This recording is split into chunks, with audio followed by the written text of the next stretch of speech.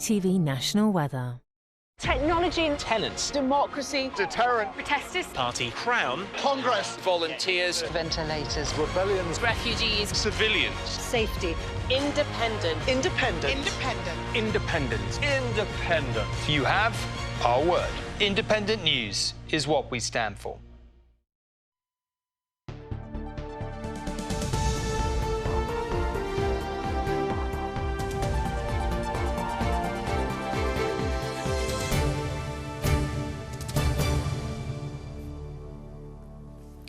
Noswaith dda, I'm Kate Lewis. The family of a woman who was murdered by her former partner say killers like him should lose all rights as a parent. Despite being given a life sentence for the murder of Jade Ward, Russell Marsh from Shotton in Flintshire still holds parental responsibility over their 4 children.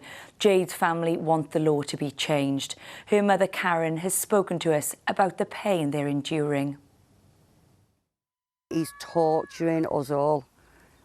He really, really is.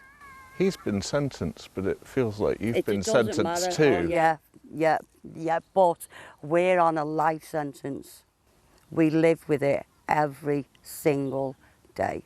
Barely a fortnight ago, Russell Marsh received a life sentence for murdering his wife Jade. He may be serving a minimum of 25 years, but even behind the bars of a maximum security prison, he can still exert control over Jade's family. His parental control, control over the 4 boys they had together, control over many aspects of his children's lives.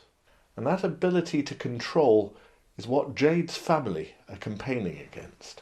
And even though he's been sentenced to 25 years for killing your daughter, he can still control in prison. He is always looming over our heads because, you know, he has still got to say, he took them boys' mum away, he took her say away. It's wrong that a parent who was murdered another parent has still got to say. Can you quite believe you're having to fight this fight? No, like even, you know, when it happened, we thought as soon as he was sentenced, that'd be it. You know, there'd be his rights would be stripped. When you find out it's not it, what happens then?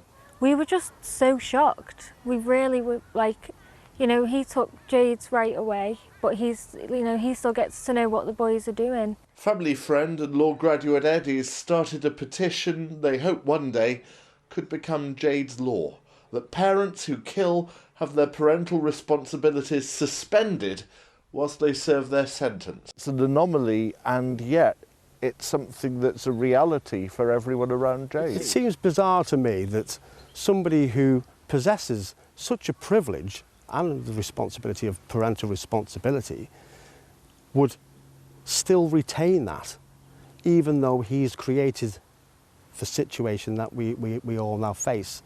In the space of a few days, it's gained 15,000 signatures, reach 100,000, and the argument can be heard in Parliament. And at the heart of this argument, 4 boys, Jade's boys. I hope you don't mind me asking this, but how on earth are they coping? Really well, honestly, really well. You know, they are with the best people. You see Jade and them every single day. Russell Marsh was a controlling man until he utterly lost control. Now Jade's family are hoping their human rights might, one day, override his. Rob Shelley, ITV News, Flintshire. When 13-year-old Kyan Harris was diagnosed with a brain tumour, he decided he was going to use his illness to help others by posting his journey online. His incredible efforts have now earned him admiration from one of his idols, Welsh boxing legend Joe Calzaghe. Hamish Ouskary reports. Go on, double jab. 1, 2, and then the other one. Bang, that's it. Again. A champion fighter. Bang. And his friend, Joe Calzaghe. Left, right, double jab again. 1, 2. Kyan Harris has been through round after round of chemotherapy, but he's still a young man with immense strength. What an amazing young man. I was proud that I could meet him, and it's great, you know, good to meet his parents and to meet him. It's beautiful, and we'll still be smiling today in the gym. And it's, you know, it's good he's here. But what a champion. Afternoon everyone. I had the best day of my life today because I got to meet Joe Calzaghe. The pair met for the first time earlier this year. Now they keep in touch over video call and messages. No, don't be. While he may not be well enough to spar in the ring, Joe Calzaghe was no match for Kyan in a thumb war. He got me again. The memories are special.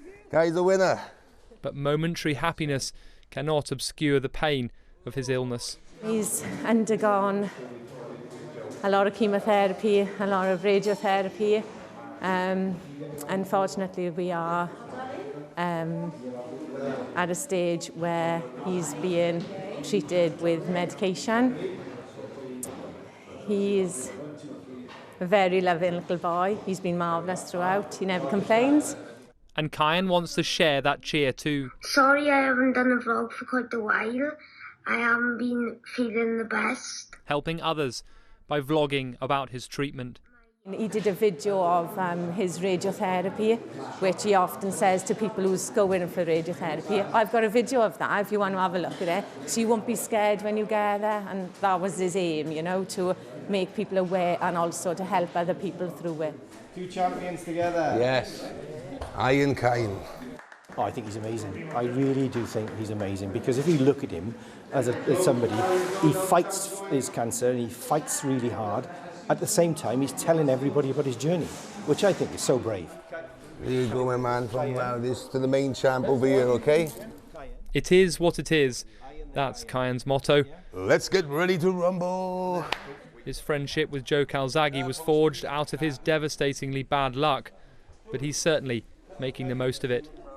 Hamish Alskerry, ITV News, Newport. Such an inspirational little boy.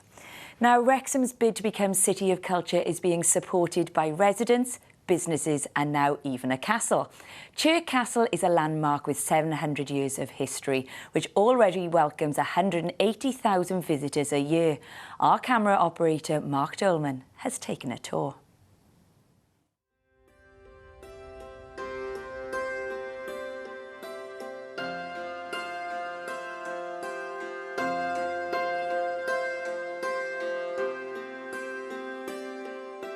Chirk Castle was built around 700 years ago, about 1295. For about 300 years it was then a border fortress. After that, the Middleton family bought it in 1595 and they had it for about 400 years, and they turned what had been a military building into a family home. I think that the great thing about Chirk that draws people in for me is how much there is to see during a day. You've got a beautiful garden, a fantastic working estate. You've got your medieval castle, and then inside that you've got a stately home. You can time travel over 700 years as you walk around the estate. And I think that's quite unique to have that amount of history available on a single site. This time of year, one of the things I love about Chirk is being out in the gardens. They really come to life in late spring and early summer. One of the great things about visiting Chirk is when you're walking through the rooms, every room that you go to, there's a slightly different design style, a slightly different period of history. And as you're passing through, you're seeing 400 years of changing tastes in the Middleton family during their time here at the castle. At Chirk, we'd expect to have about 180,000 visitors a year. We've obviously just had a very busy Easter period, which has been absolutely fantastic. We're looking forward to a bank holiday coming up, and then of course into the Jubilee at the beginning of June, when we're having a garden party. We're going to be having some activities and some entertainment. The City of Culture bid's really exciting for everybody here in Wrexham, and here at the castle we're backing the bid as well. I think it's going to be a fantastic opportunity, and yeah, really hoping that Wrexham's going to do well.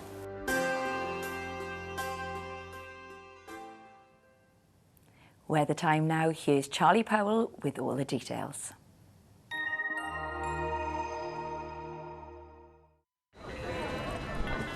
Transport for Wales. Proud sponsors of ITV Cymru Wales weather.